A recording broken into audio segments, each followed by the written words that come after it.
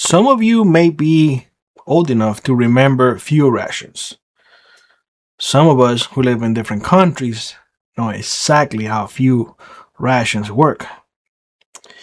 And at the end of the day, neither of them are good. If my memory serves me right, I think the last time that it was implemented here in the US was in 2012 after Sandy in New York and New Jersey when they implemented the odd tags and whatnot to go get fuel. And prior than that was in from 1942 and 1945, and then later on in 1970s. So fuel rationing is nothing. It's not nothing new here in the U.S.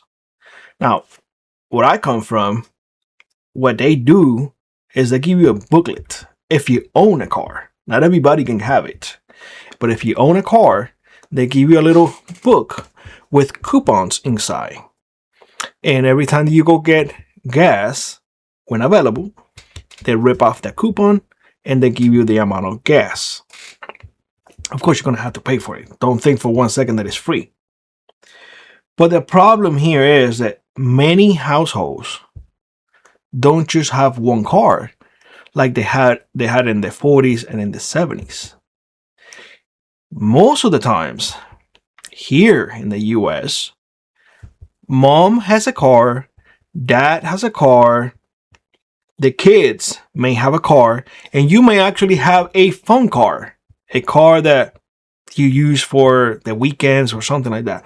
So it is not uncommon to go into a house and that house having more than one vehicle. Bear that in mind. That is a lot of gas. And of course, not all cars are being driven at the same time. But if they implement this odd system, I guarantee you that every time that is your turn, you're going to take that car, even if you don't drive that car every single day. Because what you would do is when you get home, you will cipher that gas. And because there is a shortage, you will sell that gas. Will you not? I mean, if the gallon of fuel right now, just to give you an example, is $5, and you can only have X amount, and you have extra at home, and you can sell, because people will buy it in the black market, for $7, you're making a profit from going from the gas station to your house. Would or would you not do it? Because that's what people did in Cuba. That is exactly what they did. So the whole idea of we're going to have fuel rations and they're coming and whatnot, the problem is that they, or perhaps they have not considered the fact that in the 40s and in the 70s, there were not as many vehicles as we have right now, as we have nowadays. A household can have easy 3 or 4 vehicles and only one person driving or 2 person driving. For example, we owned 3 cars because if one is down during winter, we can jump into the next one. So you see what I'm going with it? So what I'm trying to say here is that fuel rations, whether they're coming or not, will give birth to a massive black market of fuel. And unfortunately, the majority of people don't know how to handle fuel properly. So you will see a lot of accidents. You will see a lot of fires. You will see turmoil because of that. Because when there is money to be made, I guarantee you 100%, the criminal element is going to be there. And when there's rations and people want it because they don't want to start traveling, because we have been accustomed to jump in our cars and drive 200 or 300 miles without a problem and fill up as many times as we want to.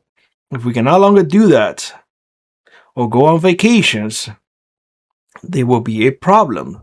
So whether or not fuel rations are coming, I just want to advise everybody that it may not just be the fuel ration that you're going to have to deal with. You're going to have to deal with the black market. You're going to have to deal with possible adding locks into your fuel tanks. You're going to probably have to deal with insurance claims because people at nighttime are going to puncture the gas tank if it gets expensive enough or profitable enough.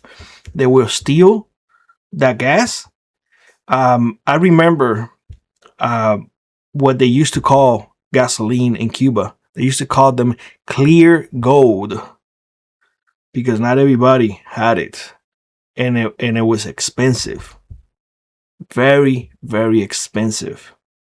So it probably will become the same here if fuel rations come our way right now, especially the way that people are accustomed to deal with things.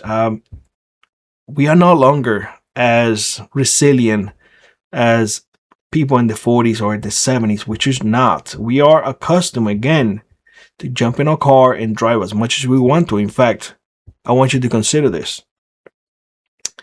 Back then, the commute time was not as lengthy as it is right now. A lot of people, and I would love for you to put it in the comment section, but a lot of people commute easily every day, 30 to 45 minutes, easily.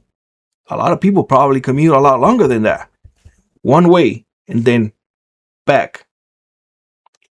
So imagine now if you don't have gas, you're going to have to buy it in the black market. You will have to, because your boss is not going to understand that you don't have gas in your car because you needed to take your child to the doctor.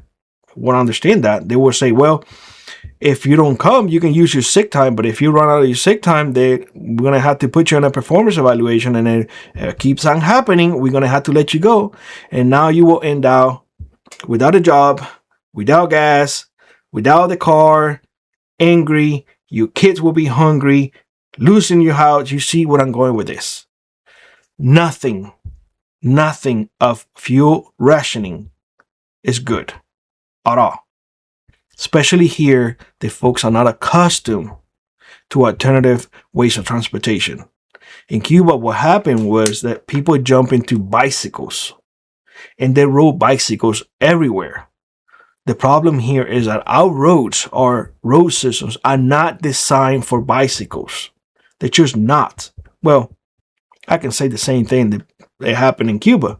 It was not designed for bicycles, but you will see 100 bicycles per car that you see on the roads because gas was non-existent pretty much. So that's what will happen here. It would definitely happen, of course, without fuel restrictions, oil in this case, or diesel in this case. Your electricity prices are going to go up. Again, let me know in the comment section whether or not your electricity bill is going up. Mine surely has. And I keep hearing again and again.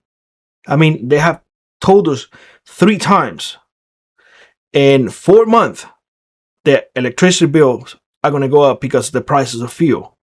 So prices of fuel keep going up for electricity purposes. Possible fuel rations in the future. I don't know about you all, but I think it's a very, very good recipe for disaster. But let me know what you think in the comment section below, and I hope to see you in the next one.